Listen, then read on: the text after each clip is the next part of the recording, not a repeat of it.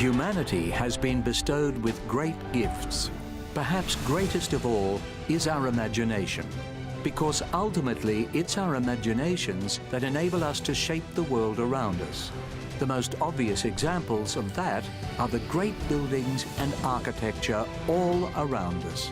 But which works of architecture should we see during our lifetimes? Find out in Top 10, The Art of Architecture.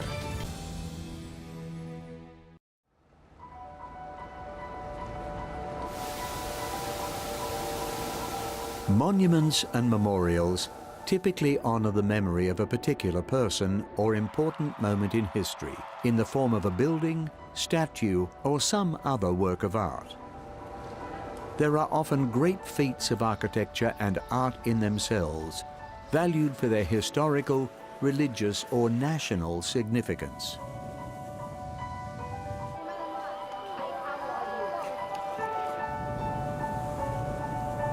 Spanning 4,500 years of the history of mankind, each of our top 10 monuments and memorials is rightly famous for its splendor, deeper meaning, or both.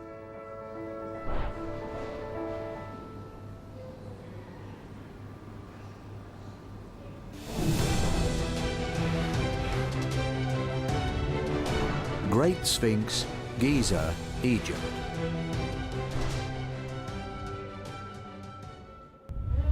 The oldest monument in our top 10 is the Great Sphinx of Giza, a limestone statue of a reclining sphinx. A creature with human head but lion's body. This one is dedicated to Pharaoh Khafra, whose face probably adorns the famous statue. Probably, but no one can be sure. It's part of the Giza Pyramid complex on the outskirts of Cairo, Egypt.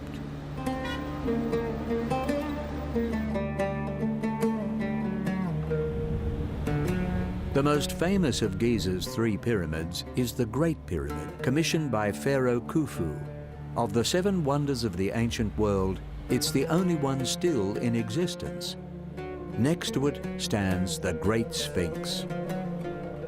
The Sphinx is the world's oldest monumental sculpture and largest monolithic statue, over 70 meters long, 19 meters wide, and 20 meters high. I think it's also this feeling of power. I think a lot of the monuments definitely are conveying power, and in particular, this Sphinx is an incredible mystery. Egyptologists believe the statue was carved out of the limestone bedrock of the Giza Plateau around 2500 BC.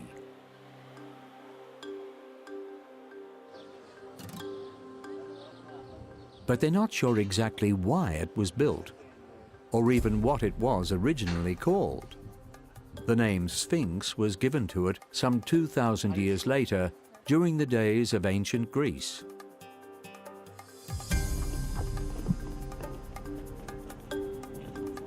As centuries passed, the Sphinx became buried up to its neck in sand. It was only excavated completely between 1925 and 1936.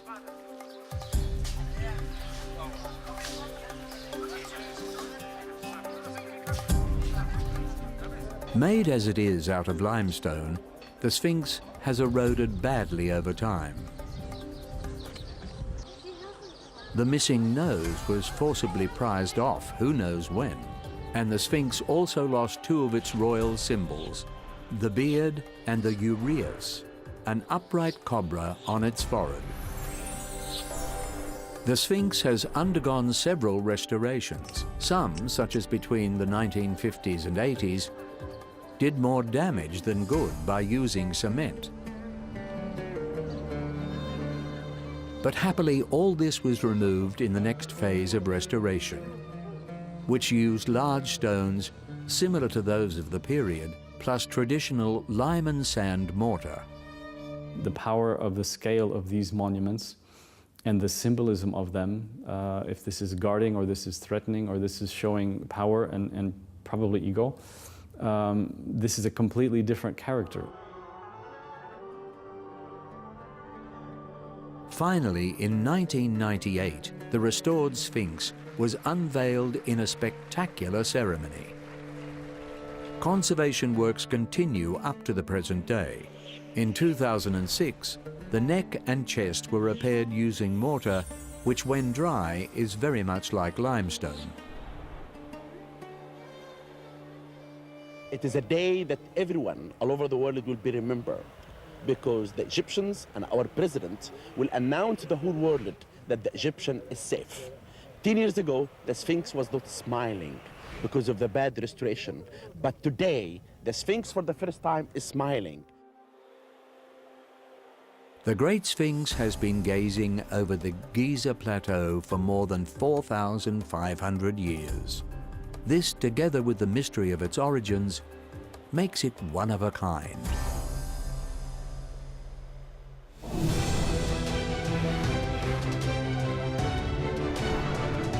Hagia Sophia and the Blue Mosque, Istanbul, Turkey.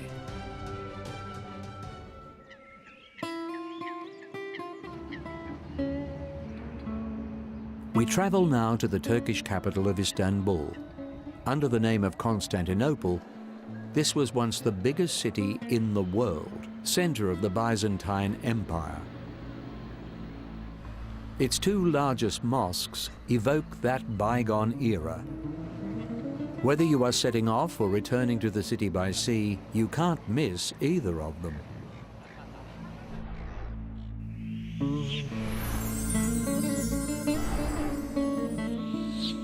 Let's begin with Hagia Sophia, Temple of Divine Wisdom.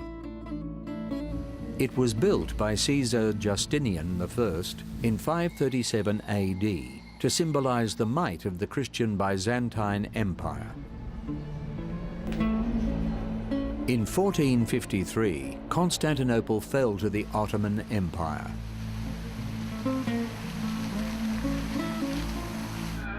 Ottomans added 4 minarets to Hagia Sophia. To the interior, they added wall hangings bearing the Prophet's name and sections from the Quran. Mosaics with Christian motifs were plastered over. They stayed that way for 500 years until 1953, when Hagia Sophia was converted into a museum by Ataturk. The temple today combines Muslim and Christian features. Circular murals contain decorative inscriptions.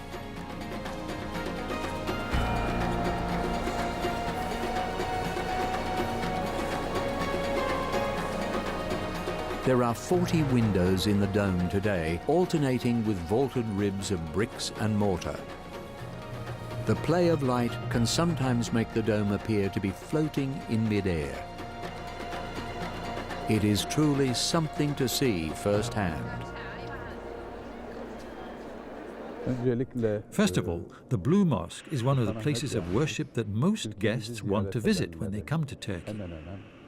The people who come here are more influenced by the things that they see than what we tell them about the place. Sultanahmet Square in Istanbul is dominated by 6 beautiful minarets. These slender towers with balconies, from which the call to prayer may be announced, belong to the famous Blue Mosque. The Blue Mosque was originally built at the beginning of the 17th century as a residence of Sultan Ahmed I. Important religious festivals were observed here, and the pilgrims of the Hajj, the holy pilgrimage to Mecca, started their journey here too. The 43-meter tall mosque has 3 entrances. Its interior is richly decorated with arabesques, and on the floor lie hundreds of prayer mats. After all, this is still a working mosque. Light streams from more than 250 windows. But why is the mosque called the Blue Mosque? Well, the walls of the chapel are covered with blue and green tiles from the 17th century, around 21,000 of them. Thus, the whole mosque is flooded with a bluish light.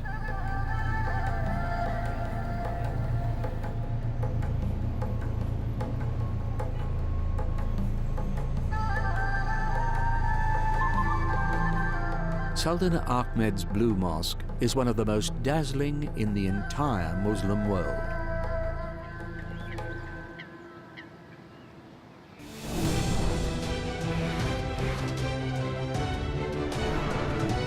The Kaaba, Mecca, Saudi Arabia.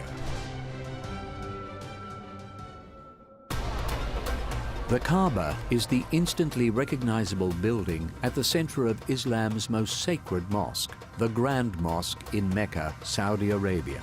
The Arabic word Kaaba means cube, but it is also called the House of Allah, as it is the most sacred site in all of Islam. Constructed from granite blocks, the Kaaba is around 13 meters high, with sides measuring 12.8 meters by 11 meters. It's surrounded by a large open space, in turn surrounded by the Grand Mosque itself. This very small cube of architecture is so important to so many million people in the world. This small but incredibly significant cube is covered with black fabric embroidered with gold thread, which is replaced every year. Entrance to the Kaaba is to the northeast, around 2 meters above ground level, and can be accessed by a set of steps on wheels. The building itself is opened only twice a year for special occasions.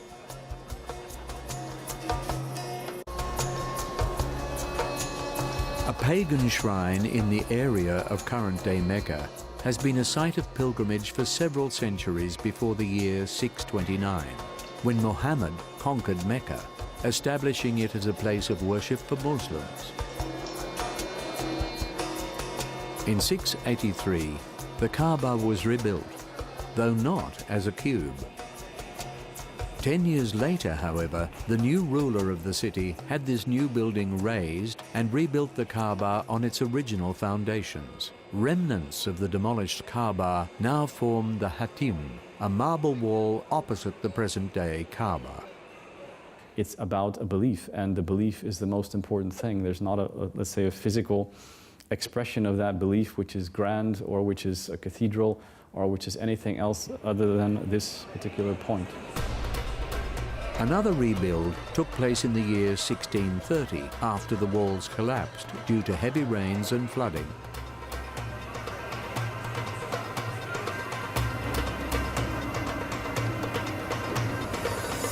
The Kaaba serves two major religious functions.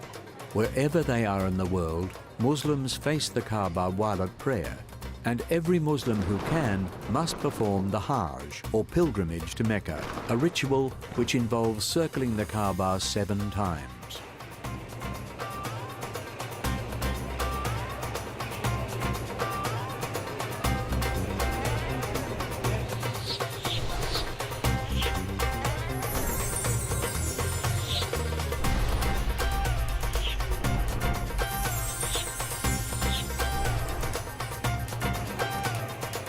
As the most sacred site for more than 1.5 billion Muslims, the Kaaba is the focus of the largest annual spiritual gathering.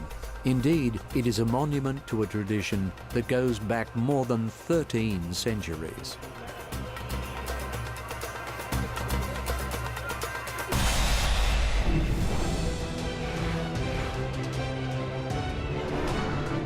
Taj Mahal, Agra, India.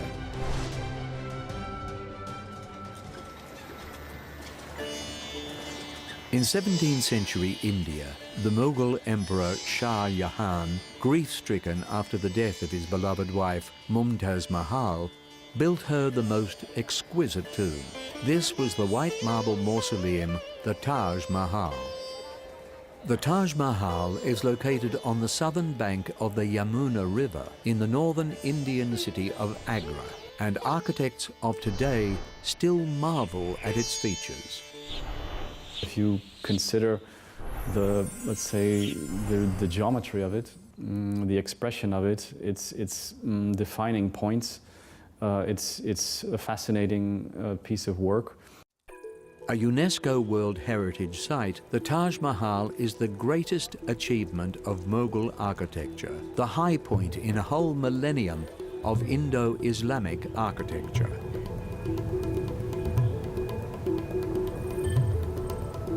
Shah Jahan commissioned the construction of the Taj Mahal in 1632, a year after the death of his wife. The building was intended to mirror her palace in paradise. The large dome-covered marble tomb was completed 11 years later. The overall effect is mesmerizing. It has this quiet presence that commands respect from anyone who looks at it. And it's so strong and so unique and so exceptional in the world that you have to be, let's say, drawn to it, romanced by it, even if it's not the type of architecture that you like. While red sandstone was the norm in Mughal buildings, the Taj Mahal was of course built of white marble. The tomb stands on a square 7-meter-high platform and consists of an octagonal building with sloping corners and arched doorways.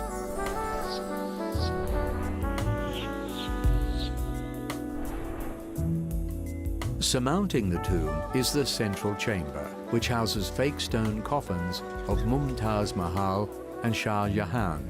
The real ones are at a lower level. The exterior and interior decorations of the Taj Mahal were created by applying stucco, paint carvings and stone inlays, including precious and semi-precious gemstones such as jade, turquoise. To preserve that whiteness of Taj. The white marble mausoleum is flanked by 4 freestanding minarets, one at each corner. The gardens are divided by water canals, according to the Islamic concept of paradise. The canal running north-south reflects an image of the Taj Mahal. Red sandstone walls border the complex on 3 sides. The 4th side, facing the river, is open. The red sandstone is a deliberate contrast to the white marble tomb.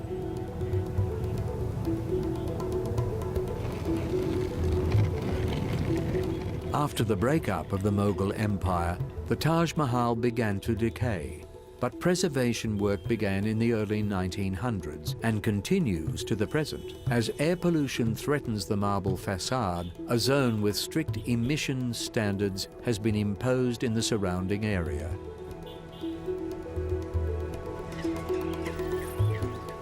A perfectly symmetrical building, the Taj Mahal is testimony to the great love between a man and a woman. It is also the most famous monument in all of India.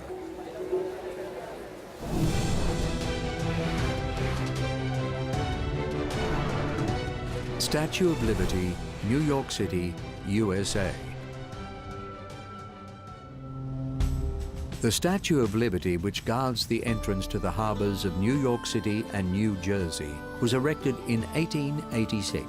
At the time, it was the tallest iron structure in the world. It stands on Liberty Island, which is owned by the United States federal government, which in effect means by each and every state in the USA. But it's also a gift to the world.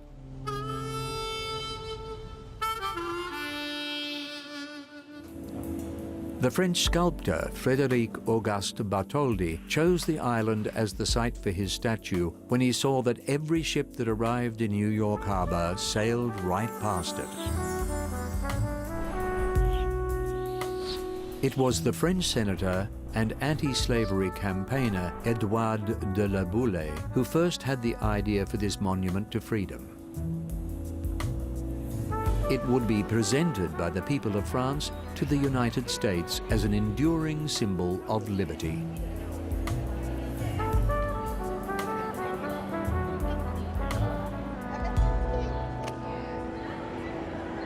On that note, the 46-meter-tall neoclassical sculpture of a robed female figure carries a torch and a tablet inscribed with the date of the American Declaration of Independence.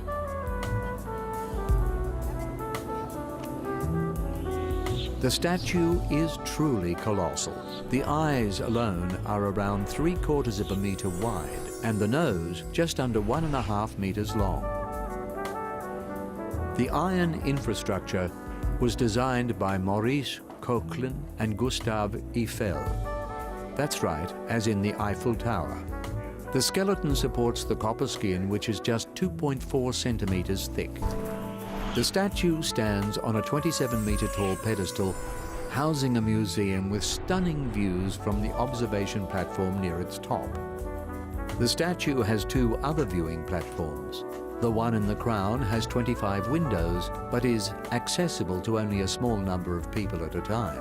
The other surrounds the torch, but was closed in 1916 when the torch was redesigned by Gutzon Borgian, who later sculpted Mount Rushmore.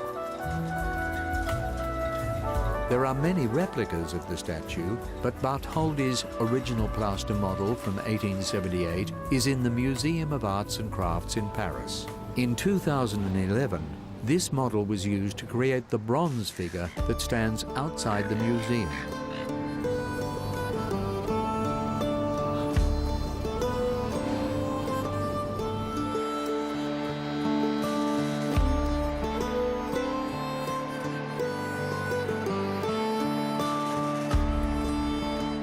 Since the 19th century, this gift from the people of France to the people of America has provided a welcome to people arriving to the US in search of a better life.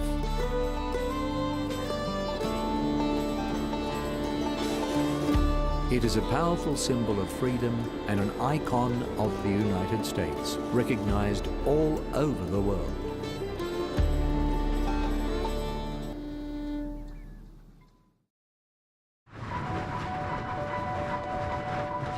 Monuments and memorials are a physical manifestation of the human impulse to create something which makes its mark on history.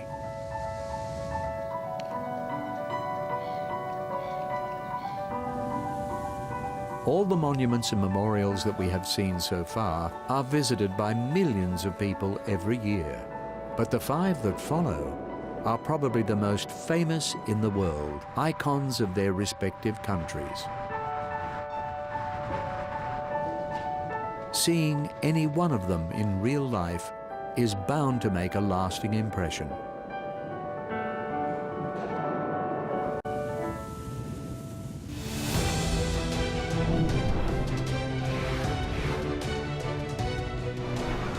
The Eiffel Tower, Paris, France.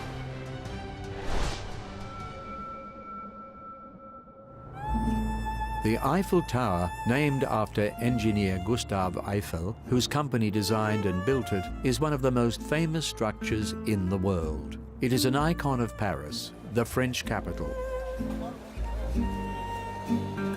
It was built for the Exposition Universelle, the 1889 World's Fair. At 300 meters tall, it was the tallest artificial structure of its day. It held onto that distinction for over 40 years, until 1930, when it was finally superseded by the Chrysler Building in New York City. But not every Parisian loved La Tour Eiffel at first sight. There was controversy about this originally, but eventually it came to be constructed, it was designed, and it's beautiful. I think that nobody can really say it's not beautiful as a piece of engineering or a piece of architecture. Including the aerial at the top, the tower is now 324 meters tall, with a square base 125 meters wide.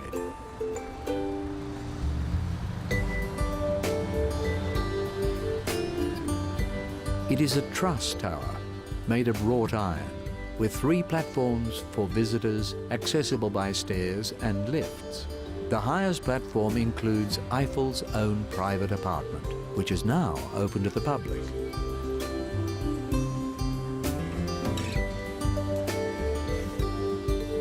The tower has been repainted every 7 years since it was built.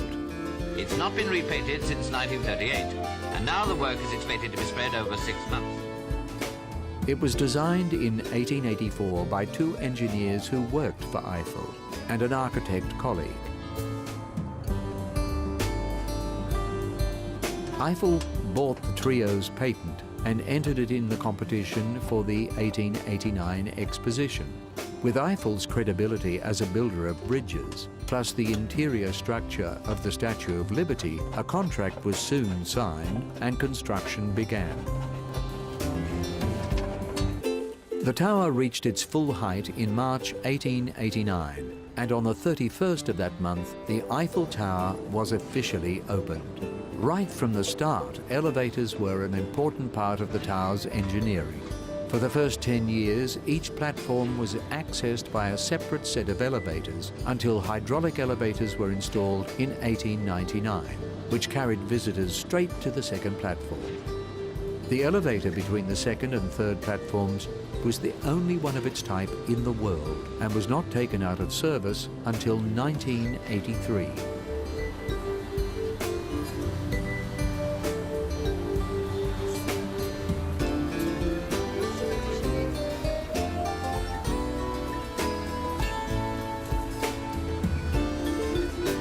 The original idea was that the tower would stand for just 20 years. However, after it started to be used for radio transmissions at the beginning of the 20th century, it was allowed to stay.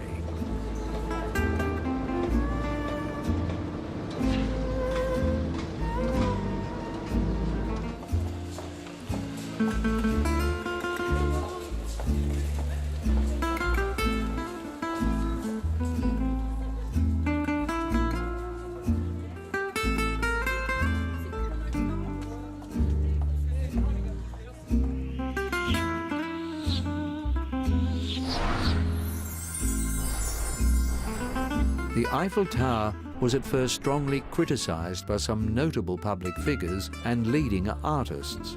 It has since become a symbol of Paris and is visited by well over 6 million people every year.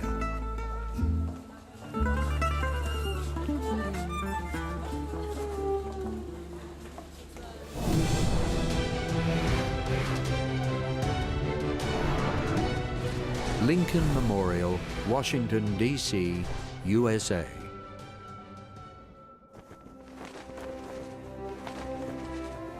Our next monument has been featured in any number of American films, but there is no other memorial to a US president as iconic as the Lincoln Memorial, built to honor the 16th US President, Abraham Lincoln. It's located at the western end of the National Mall in Washington, D.C. The focal point of the memorial is a large seated sculpture of the great president. Proposals to build a memorial to Lincoln's honor were made soon after his assassination in 1865, but construction didn't actually begin until nearly half a century later.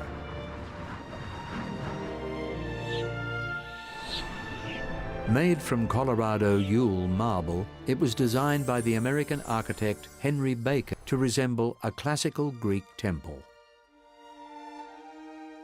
The Lincoln Memorial is surrounded by a row of some 36 Doric columns, one for each state, which was part of the Union at the time of Lincoln's death. 2 more columns stand at the entrance. The architect or designer or engineer has to immerse themselves into the context of the subject of the memorial or the monument and become part of that to feel it, to be inspired to design it.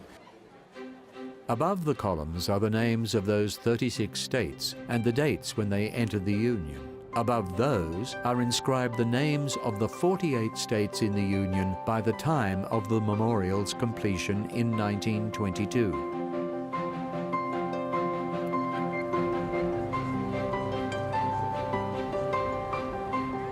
The interior is divided into 3 chambers. The side chambers contain carved inscriptions of Lincoln's second inaugural address and the Gettysburg Address.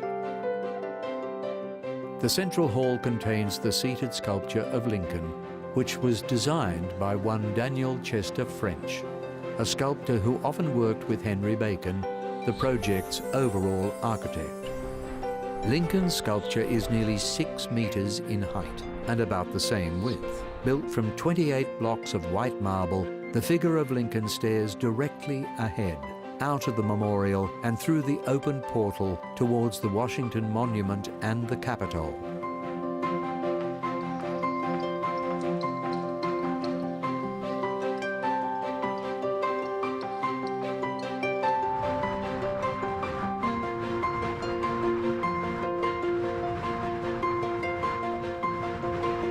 The idea of the temple is to go through chambers and layers of architecture which are cleaning you, which are changing you, which are transforming your thinking, at least for the moment. As Abraham Lincoln is considered one of the great US presidents, the memorial has long been a symbolic and popular site.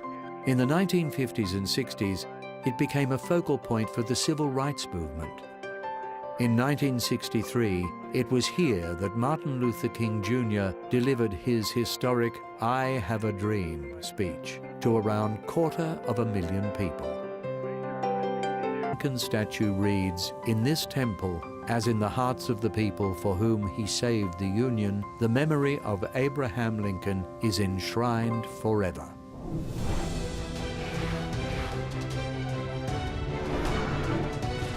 Christ the Redeemer, Rio de Janeiro, Brazil.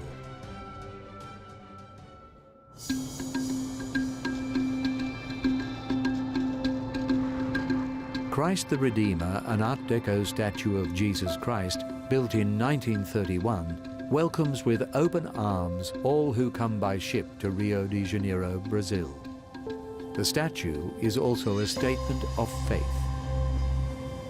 It's not just that, it's not just about the welcoming. I think it's more about the symbol that this is a place of this belief. It's a Christian believing country, society, culture, and it's very, very strong character.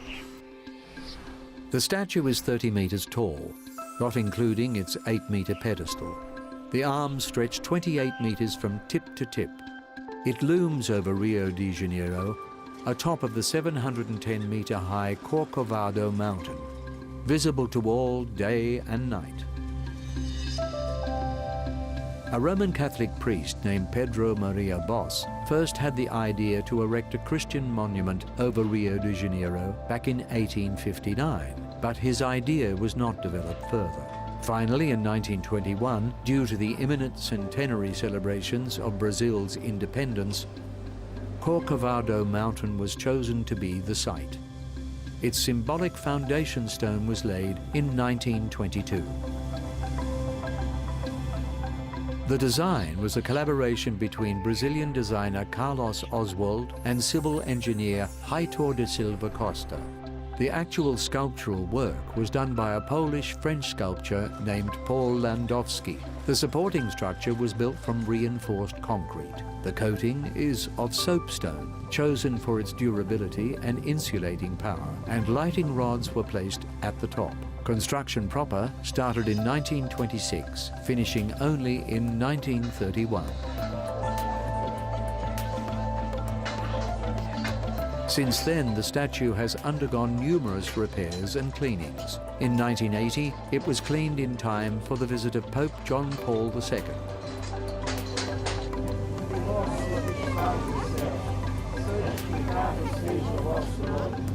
In 2010, a major renovation repaired its face and hands, replacing some of the soapstone layers. The lightning rods are also periodically checked and replaced, as the statue is frequently struck by lightning.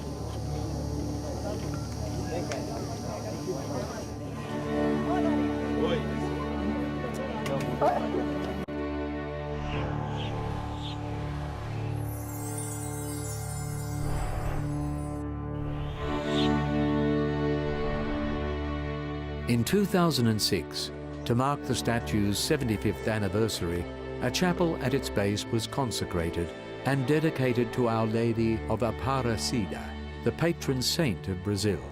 Ever since, Catholics have held weddings at the foot of the statue.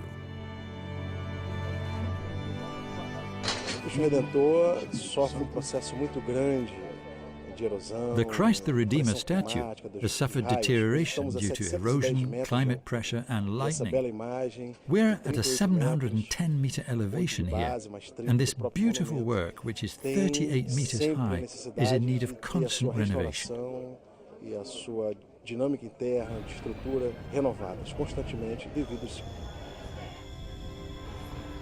As well as constant cleaning, in recent years the statue has at times been lit up in various colours and patterns to raise awareness of environmental or health issues.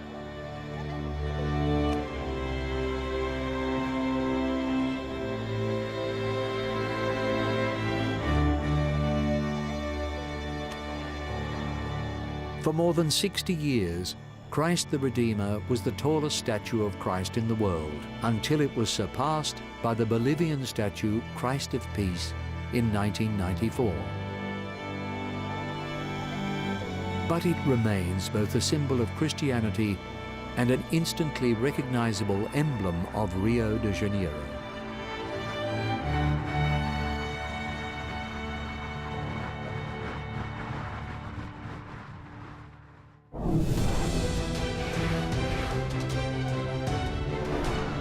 Berlin Wall, Berlin, Germany.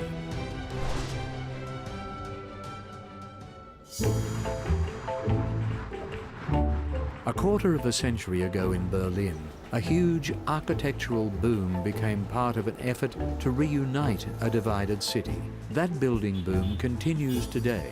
The German capital, previously cut in two by the Iron Curtain, rapidly became a drawcard for so-called architectural tourism. I noticed that when Berlin was built in the 90s, when the wall had come down and there was a lot of architecture tourism.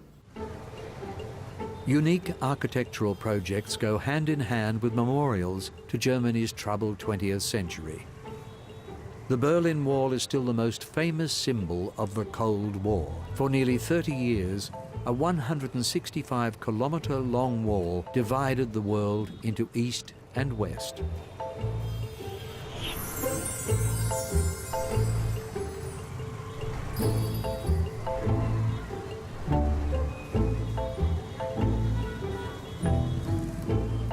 After World War II, the victorious powers divided Germany into 4 occupation zones. After a few years, however, tensions rose between the Soviet sector and the 3 Western sectors. In 1949, the country itself was split between the Federal Republic of Germany and the so-called German Democratic Republic, the communist GDR. West Berlin became an island of liberty deep inside a Soviet dependency.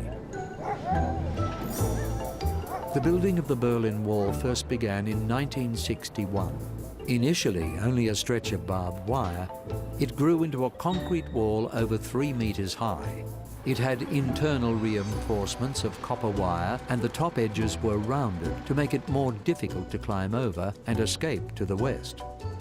The wall stretched beyond Berlin itself, reaching into the state of Brandenburg.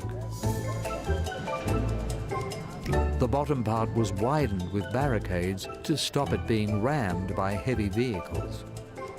The only legal route to the west was via border crossings. One of the best known of these was Checkpoint Charlie, today a tourist must-see.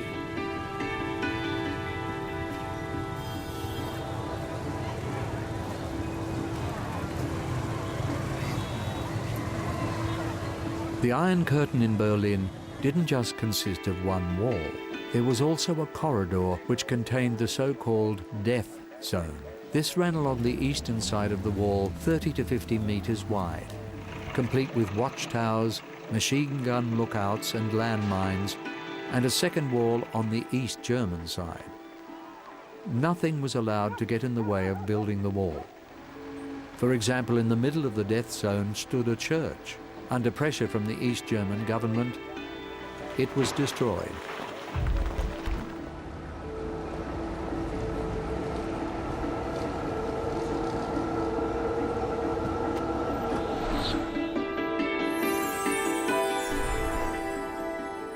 Over the years, the wall was modernized. More security features were added, more watchtowers.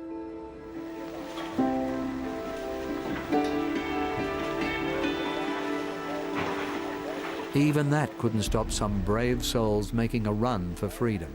In one attempt to cross the Berlin Wall, 190 people died.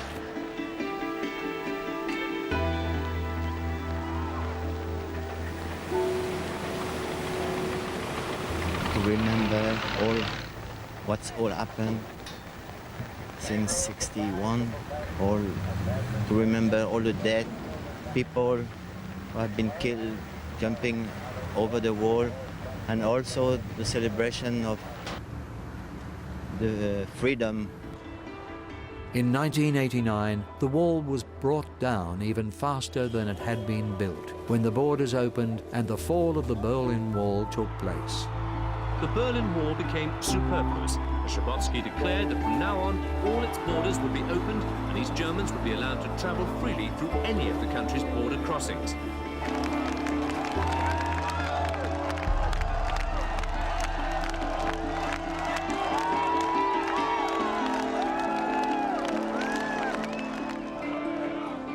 Today, it remains undamaged in just a handful of places.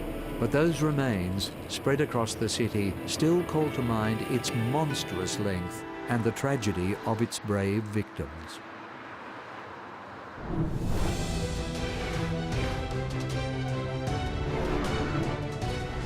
(9/11) Memorial, New York, USA.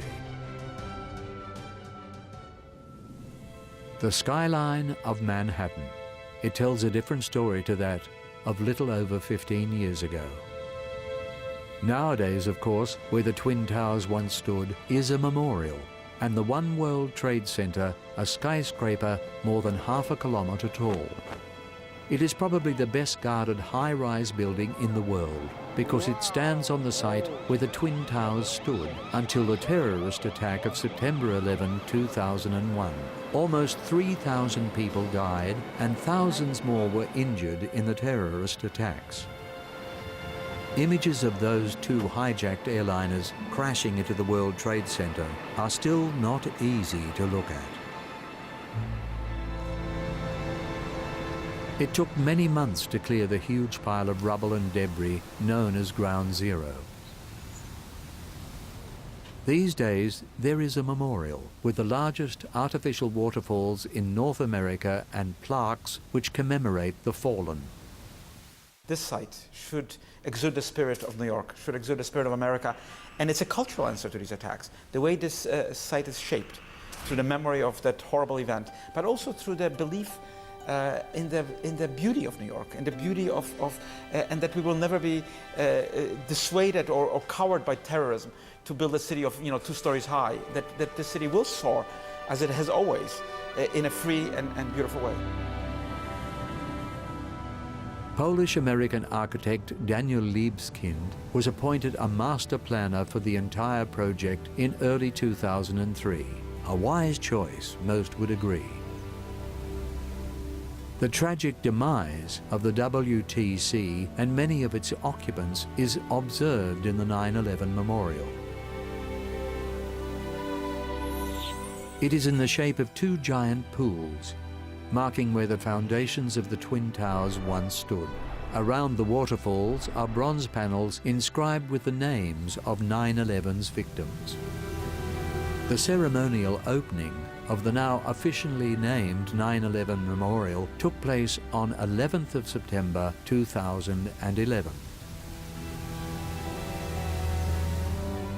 And the One Trade Center was finally completed in 2013. Expectations had been high. As well as the tower and the memorial, within the foundations of the Twin Towers these days is a museum.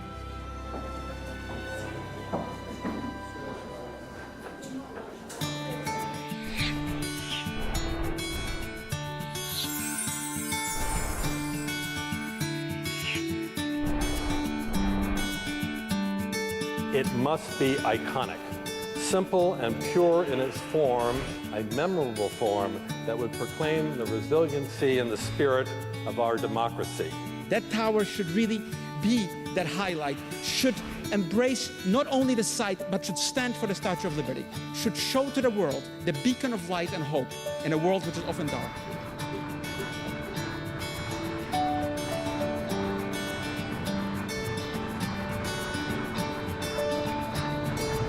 Last but not least for the memorial complex was the WTC Transportation Hub, opened in 2016. Spanish architect Santiago Calatravi's design was intended to be iconic, like a bird being released from a child's hand.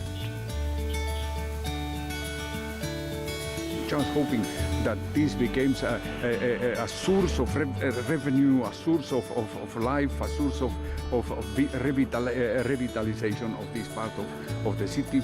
This is a monument. This is a monument to the memory of the brothers and sisters who passed away. This monumental complex of new buildings, skyscraper and memorial is now a Manhattan landmark, a place of remembrance to victims of terrorism, but also the fighting spirit of New York City.